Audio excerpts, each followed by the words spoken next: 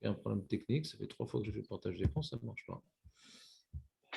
Je vais faire une 4e fois. Moi, ça ne marche pas. Il ne marche pas le partage d'écran. Minashamayim. Le partage d'écran ne marche pas. Ça arrive.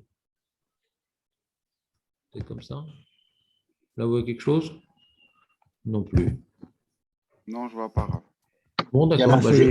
Rav, il y a marqué que c'est Noam Khadjaj qui votre nom, votre compte de Zoom, c'est Noam Khadjaj ou c'est Ouais, c'est mon nom d'artiste. Ah d'accord, ok, d'accord.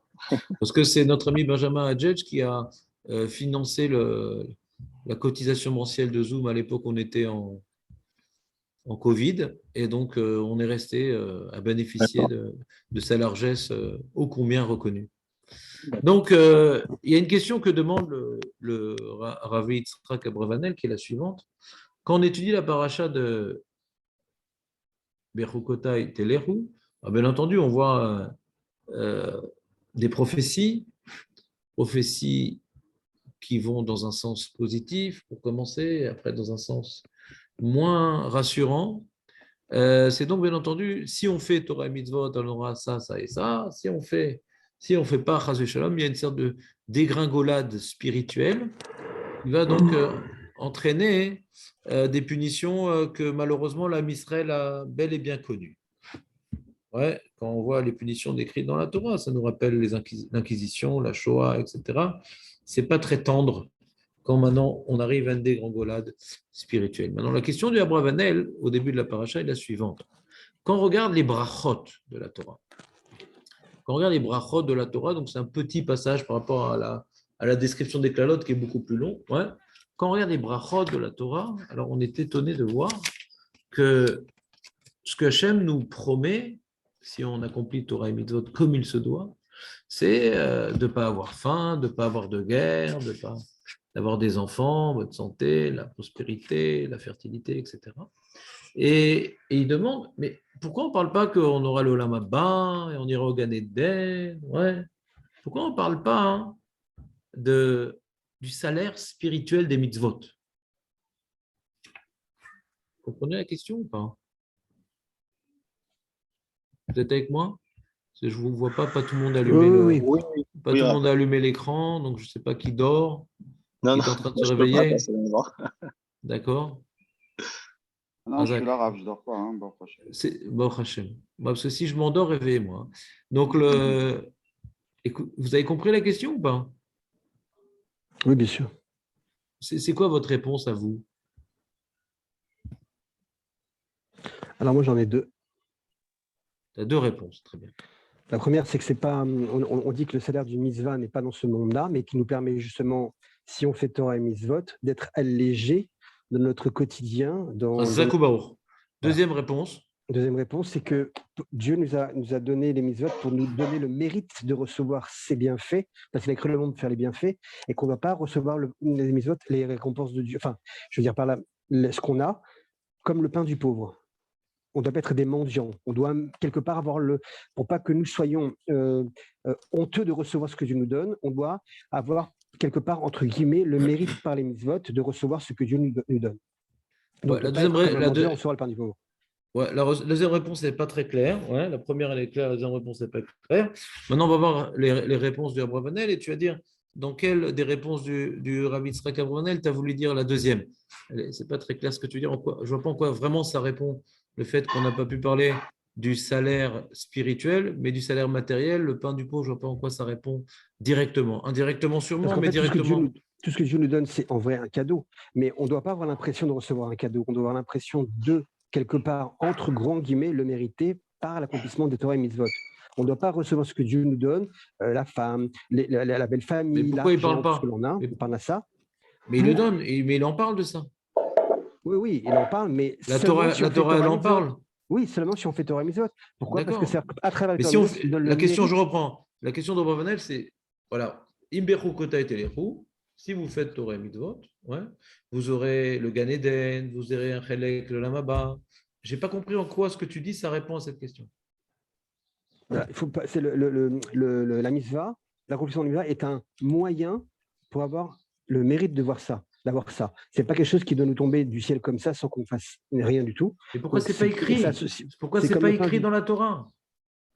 On peut en parler. Ah, pourquoi ce n'est pas écrit? Mais c'est ça la question. Le Gan Eden n'est pas écrit. D'accord. Mais Okay. pourquoi ce n'est pas écrit? C'est ça la question. J'aimais bien quand tu as en fait. Ouais, ça répond à une très très bonne question que je n'ai pas encore devinée. Dis-moi, Moshe, tu peux remettre l'écran? J'aime bien. J'ai vu que tu avais une belle bouille ce matin. Voilà, merci. Belle bouille encore avec la barbe. Bah, qu'est-ce que je te dis? On n'a pas encore Bah ouais. Moi, j'ai même pas ma tondeuse ici à Jérusalem. Je vais faire Baltosif. Je cache la voix, ton peu les Mekoubalim, c'est bon. Ouais, c'est pas tellement ma façon de faire. Ouais, bah Hachem. Donc, première réponse, c'est clair la question maintenant, c'est pourquoi maintenant la Torah ne nous a pas dit tout simplement, ouais. Alors, il y a carrément comment dirais-je, les tzdukim, ouais, qui disent, bah voilà, il n'y a pas d'olam haba, c'est pas écrit la Torah. Donc, c'est-à-dire le fait que Hachem n'en ait pas parlé, ça crée un problème quand même. C'est qu'il y a des sectes divergentes et hérétiques qui ont osé affirmer, bah, en olam haba, c'est tout, il n'y a que l'olam haba, Nigmar, c'est pour. Donc, si la Torah en avait parlé, ça nous aurait économisé cette disputade ô combien douloureuse pour l'âme Israël, qui a véritablement déchiré notre peuple pendant plusieurs siècles. Alors, première réponse du Abravanel, ouais, il cite ici, en réalité, ce n'est pas lui, il cite en vérité le Rambam. Ouais, il cite en vérité le Rambam, mais ça revient un petit peu à ce qu'il a voulu dire. Yosef Mina Shamaim, puisqu'il n'avait pas compris la question, mais Mina Shamaim, la première réponse, répondait la première question quand même, bon Hachem. Et il répond le Rambam qu'il y a une âne de faire les mitzvot, c'est peut-être ça que tu veux dire dans la deuxième réponse, je sais pas. Il y a une âne de faire les mitzvot, pas pour le salaire. C'est-à-dire qu'il faut faire les mitzvot lishma. Il marqué il rapporte le Sifri, Afta et Hashem Elokecha, Kol ma sheta'aseh lo ta'aseh le'a mi'ahava. Ouais. Il rapporte la Gemara dans Avodah Zarah, Be mitzvotav chafetz meod, velo beschar mitzvotai. Donc, c'est-à-dire qu'il y a un enjeu de faire les mitzvot, non pas pour être récompensé, mais pour exprimer sa subordination à Dieu. On doit faire les mitzvot parce qu'on est obligé de les faire. Et pas comme un employé qui ne le fait qu'à condition de recevoir un salaire. Ouais. Alors, en disant cette explication-là, ouais, alors tu pourrais dire, alors pourquoi il a parlé Birklal de récompense même matérielle? Dans ce cas-là, on comprend pourquoi il n'a pas parlé de récompense spirituelle, parce que tu ne dois pas faire Torah mitzvot pour la récompense spirituelle. Alors pourquoi on a parlé de la récompense matérielle? C'est ça la réponse que j'avais donnée. C'est par rapport à cette deuxième question. De quoi? Qu'on ne doit pas recevoir ce que Dieu nous donne comme un pauvre, mais qu'on doit le mériter à faire la mitzvah. La récompense matérielle. Je ne vois toujours pas comment ça répond. Pourquoi est-ce qu'il donne en échange de la récompense matérielle? Pourquoi il n'en parle pas du Lamaba? Parce qu'il ne veut pas qu'on soit comme des serviteurs qui attendons un salaire, donc on fait ça pour le Lamaba. Non. Voilà. Pourquoi est-ce qu'il nous donnerait éventuellement de quoi faire? Alors, deux réponses. La première, c'est pour nous épargner tout type de... Attends, non, tu n'as pas bien expliqué la question, excuse-moi. Tu es passé trop vite. Là. Et c'est quoi la question après? Après, la question, c'est quoi? Alors, d'accord, mais alors pourquoi est-ce qu'il nous donne une récompense matérielle? Pourquoi donc il vient écrire une récompense matérielle? Alors, deux voies. La première, c'était pour dire justement qu'il débroussaille le chemin pour qu'on puisse accomplir la Torah sans avoir d'encombre. Alors, je vais l'exprimer si tu me permets, Yosef. Je vais l'exprimer. Ouais. Parce que ce n'est pas faux, mais ce n'est pas très précis, je trouve. Ouais, je vais l'exprimer. C'est-à-dire que l'histoire, elle est qu'on a expliqué à de nombreuses reprises, et ça répond à une autre question. Si on parle ici du salaire matériel, il est un peu ridicule, quoi, le salaire matériel. On n'aura pas faim, on ne va pas se faire tuer, on aura des enfants. Ouais, bon, ça va pas très loin, quoi. On ne te dit pas tu vas être riche, tu auras des esclaves qui vont te faire la vaisselle, tu auras, je ne sais pas moi, tu vivras 500 ans. C'est-à-dire, quand maintenant les gens ils fantasment sur l'imot HaMashiach, ils ne pensent pas que juste, il ne va pas crever de faim et il aura des enfants en bonne santé. Je ne suis pas sûr que c'est ça. Il n'y aura pas la guerre. C'est pas sûr qu'ils pensent que à ça. Ils fantasment sur des trucs beaucoup plus je ne dis pas le type de fantasme que les musulmans ils ont. Je ne dis pas ça, ouais, l'histoire du harem, le truc. Ça, c'est pas notre truc, ouais. Mais malgré tout, un truc un peu plus film de science-fiction, quoi. C'est-à-dire vraiment la totale. Truc. Là, on parle maintenant qu'il y aura la pluie, donc on va continuer à travailler nos champs, ouais. On va travailler nos champs. Et la récolte va être fructueuse. Ouais, bon. Donc, ça aussi, c'est une question. Et à cette question, à la première question, à la deuxième question, il y a une réponse, la même. C'est-à-dire, la première question était, ouais, pourquoi on a parlé du salaire matériel? Et deuxième question qui était, quoi, c'est ça le salaire matériel? Alors là, il y a une seule réponse qui dit que Srar be'ail alma leka. Un salaire, le salaire des mitzvot dans ce monde, il n'y a pas. On ne peut pas être récompensé pour nos mitzvot dans ce monde. Impossible. Mais pourtant, marqué, si vous faites les mitzvot, vous aurez ça. Alors, c'est ce qu'il a dit tout à l'heure, Youssef. Ouais. Ce que nous recevons dans ce monde-là n'est absolument pas la récompense de nos actes, ouais, mais c'est tout simplement Hachem nous donne les moyens de continuer de faire des mitzvot. Srar mitzvah, mitzvah. Quand quelqu'un il n'a pas de problème de parnassa, quand quelqu'un il n'a pas de problème comment dirais-je, de guerre, il n'a pas de problème, il n'a pas tous les problèmes évoqués dans la paracha. Il a l'esprit, ouais, beaucoup plus libre. Il a le temps d'étudier la Torah. Il a le temps, sans avoir de Yetzer Hara, de monter au Beth Amikdash. Ouais. Il ne vole pas, il ne tue pas, il ne blasphème pas. Son cadre de vie étant beaucoup plus équilibré, ouais, et confortable, donc il arrive plus facilement à faire les mitzvot. Plus facilement à faire les mitzvot. Mais ce n'est pas un salaire en soi. Ce n'est pas un salaire en soi. Ce que la Torah nous écrit, ce n'est pas un salaire. C'est parce que la Mishnah nous dit qu'il n'y a pas de salaire dans ce monde-ci, c'est juste le salaire de la mitzvah, c'est de pouvoir accomplir notre mitzvah. C'est clair? Oui. La deuxième réponse que j'avais donnée à cette question-là, c'est que Dieu nous épargne le pain de la honte, c'est-à-dire qu'on ne reçoit pas tous ces bienfaits matériels sans rien faire. Donc, il y a un petit enjeu par le mérite de ce que l'on accomplit comme mitzvot. Eh bien, on a l'impression que l'on mérite ce que l'on reçoit, et non pas le pain de la honte, c'est-à-dire de recevoir gratuitement et comme un mendiant, que Dieu nous donne la santé, la parnassa, la pluie, la récolte. Ouais, je comprends pas. Je comprends pas Toujours ce que pas. tu Bon, dis. okay. L'idée de ne pas avoir honte de recevoir. Non, je comprends pas. J'ai l'impression que tu dis, il donne un petit salaire pour que quoi? Pour que je sais pas, j'ai pas compris. Alors viens, on va en avant, j'ai pas compris. Okay. Donc deuxième explication, c'est celle de Ibn Ezra.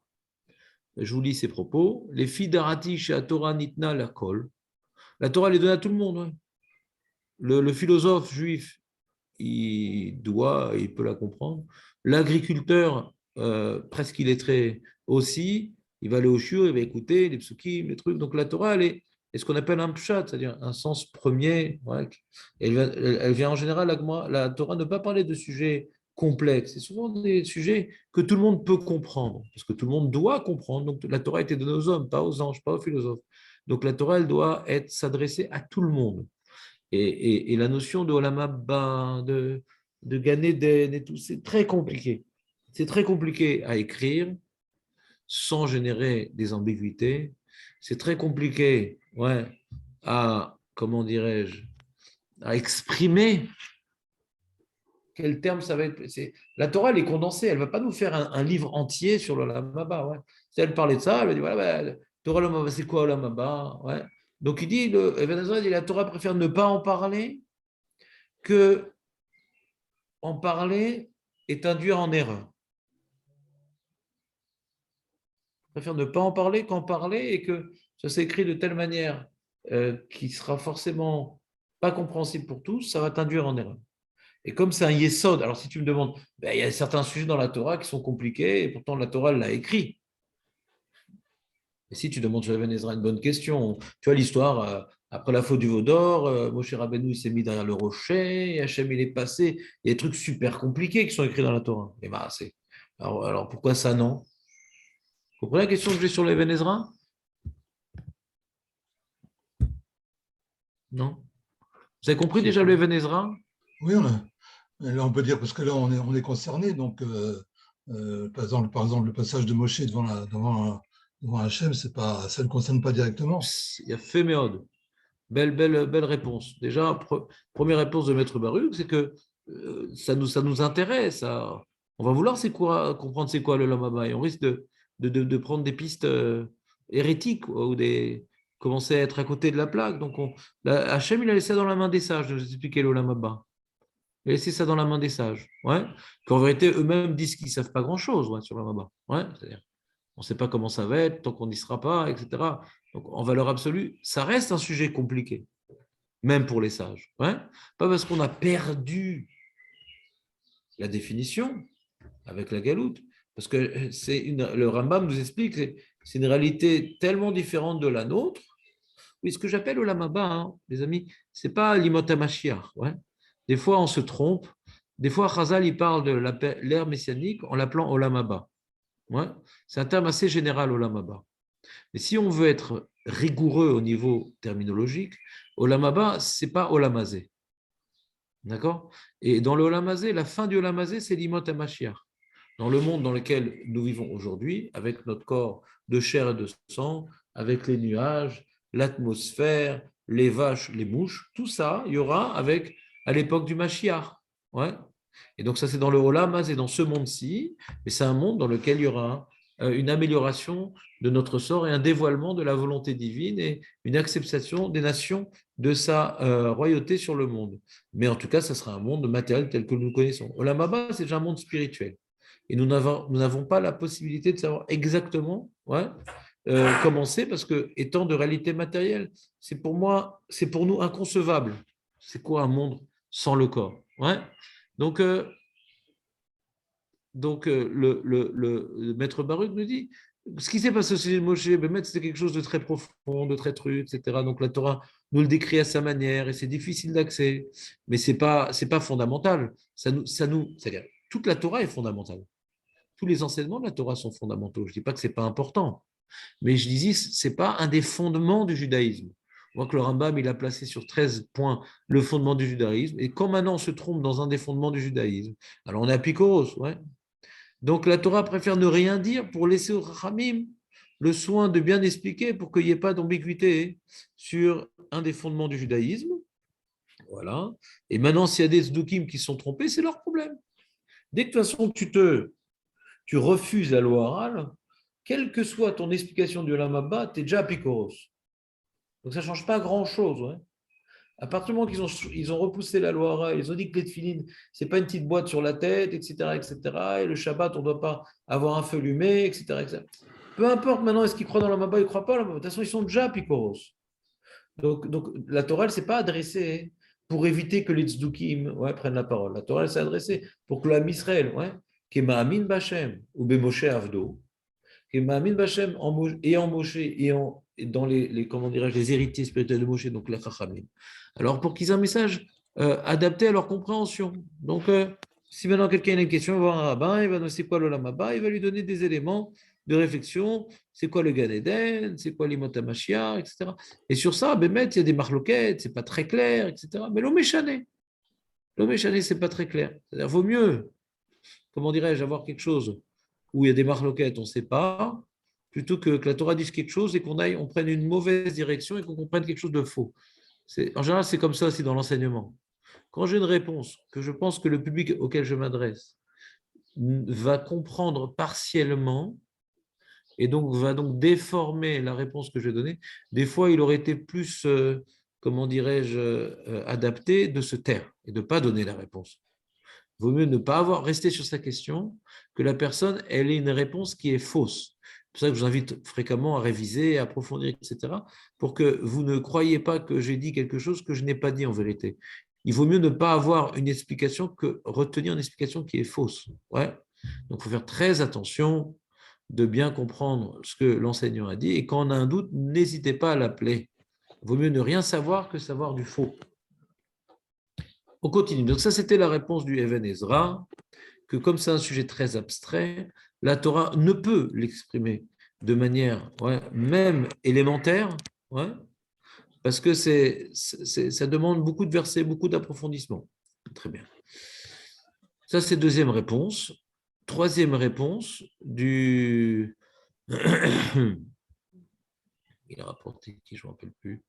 Ah, il dit que c'est le Rabbeinu Bechaye Azaken, et je crois que c'est une erreur, c'est le Rav Eigon, je crois.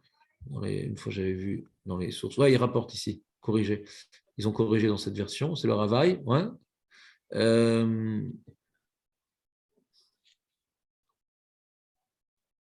Il dit, mais c'est écrit, il dit dans la Torah, qu'il y a un salaire et une punition spirituelle. C'est écrit. C'est pas écrit ici, mais c'est écrit. C'est-à-dire, il vient de réfuter la question. Il dit, pourquoi tu dis que c'est pas écrit? C'est écrit. Où c'est écrit? Ben, quand on te parle que quelqu'un qui a transgressé Shabbat, ou Nida, ou Arayot, ou qui a mangé un Kippour, il est Chayav Karet, ben, c'est bien une punition spirituelle. On parle de quoi? Venir Cheta mi'amcha, Cheta anefesh. On ne peut pas dire Chayav Mita, Chayav Karet. Ouais.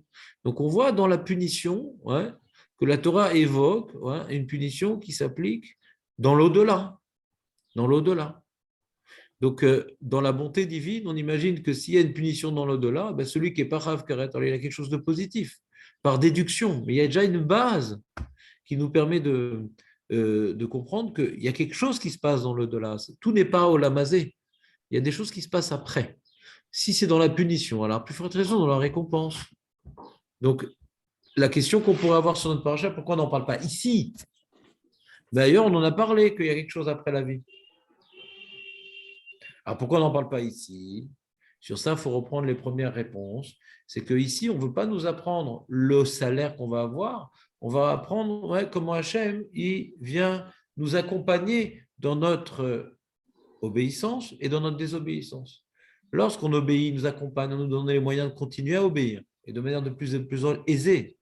Et quand on désobéit, Hachem il vient nous frapper de manière progressive, Chazé Shalom, pour que nous nous reprenions, pour que nous nous ressaisissions et que cette prise de conscience nous amène à fauter moins et de plus en plus. Et après, on va devoir, en galoute, on va prendre conscience de nos erreurs. Encore une fois, ce n'est pas une punition comme ce que certains auront dans l'Olam Haba où c'est quelque chose d'éternel. C'est pour nous aider à faire les mitzvot. Autant la récompense écrite dans la paracha que la punition viennent tous les deux participer au même enjeu. Hachem nous accompagne dans sa bonté pour nous aider à nous renforcer dans les mitzvot et ne pas tomber très bas dans les avérotes. Pareil. Donc, quand on fait des mitzvot, Hachem il nous aide à nous simplifier la vie pour qu'on puisse encore plus facilement faire les mitzvot. Et quand on fait des avérotes, Hachem il nous complique la vie pour qu'on fasse chouva et qu'on comprenne qu'on a fait des bêtises. On ne parle pas ici du salaire de nos actes, ni positif ni négatif. On ne parle pas du karet ici. On ne parle pas du salaire, ni positif ni négatif. On parle ici que Hachem, il nous accompagne dans notre vie.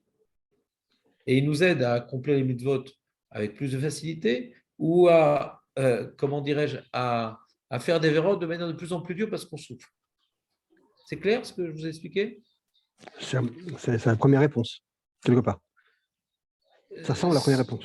Non et oui. C'est-à-dire, la première réponse, c'était quoi la première réponse? C'était l'Ishma. On n'attend pas le salaire du l'Ishma, voilà. Ça n'a rien à voir maintenant. Ça n'a rien à voir avec ce que j'ai dit. Je n'ai pas parlé du l'Ishma. J'ai dit que cette paracha ne parle pas du salaire, pas parce qu'il ne faut pas en parler. Le l'Ishma, c'est qu'il ne faut pas en parler. D'accord? Non. On aurait pu en parler ailleurs, mais ici, ce n'est pas le bon endroit. Je ne vais pas dire pourquoi, moi je ne vais pas expliquer pourquoi on n'en parle pas dans la Torah. Je dis pourquoi on n'en parle pas dans cette paracha. Le Rambam lui explique pourquoi on n'en parle pas dans la Torah, parce qu'on veut que tu fasses l'ishma. Je dis pourquoi on n'en parle pas dans cette paracha? Parce que cette paracha, elle parle d'autre chose, elle ne parle pas du salaire. Elle parle qu'Hachem nous aide à faire les mitzvot. Hachem, il nous aide à ne pas faire la vérote, c'est tout. C'est le sujet de la paracha. Ce n'est pas le salaire. C'est qui cette réponse? C'est une synthèse de tout ce qu'on vient de voir. C'est Moshe Amar qui a fait la synthèse.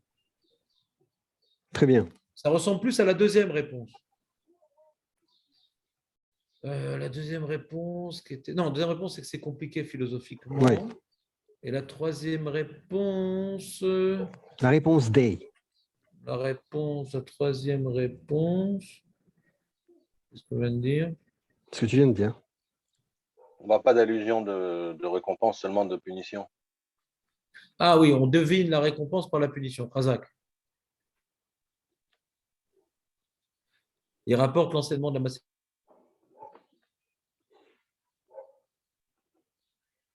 Gamiel. Omaï ma'over avera achat, nafsho betela alea venicheta, c'est mitva achat alachat kama vekama, shetinaten lo nafsho. Il dit pourquoi Rabbi, pourquoi Hanina ben Gamiel, il a dit si Karet, ouais, quelqu'un qui fait une avera, on vient maintenant couper son âme. Alors, à plus forte raison, ceux qui font une avera. Pourquoi il dit ça? Il explique le Abravanel, parce que la Torah ne parle pas de la récompense. Donc, j'ai besoin de prendre comme pilier de réflexion le Karet. C'est pour ça que la Gemara le prend dans ce sens-là. Puisque Karet est écrit, quand tu comprends que Karet c'est écrit, alors à plus forte raison, le salaire spirituel.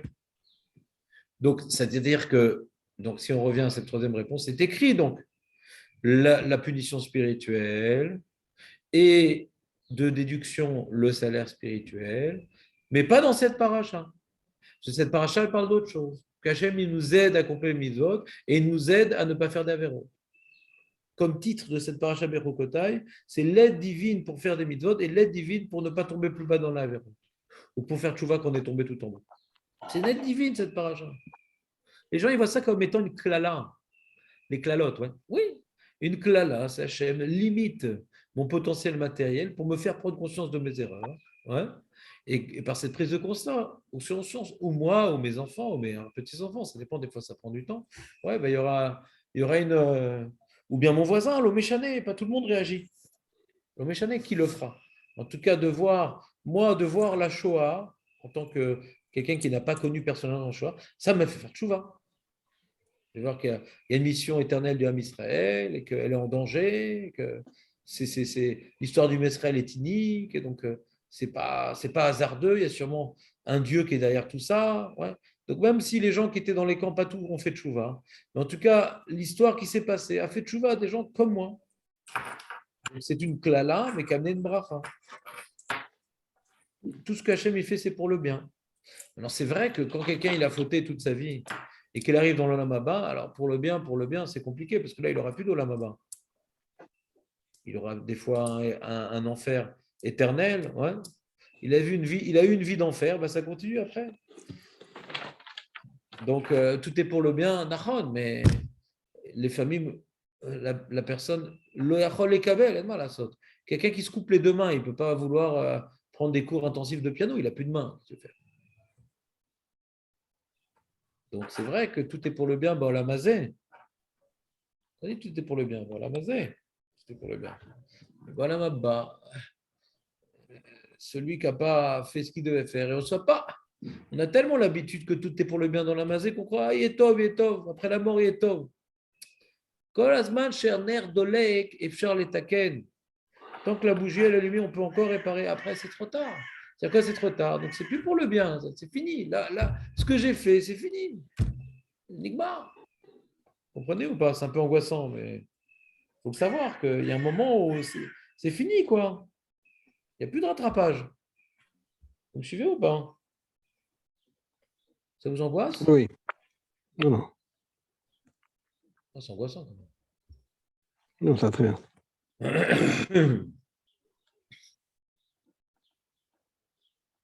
Oui, il y a encore d'autres réponses. Il en a 7 en tout, en vérité. Il y a le Drachotara, le truc, etc. J'aimerais reprendre un peu Ribit avec vous, si vous voulez bien.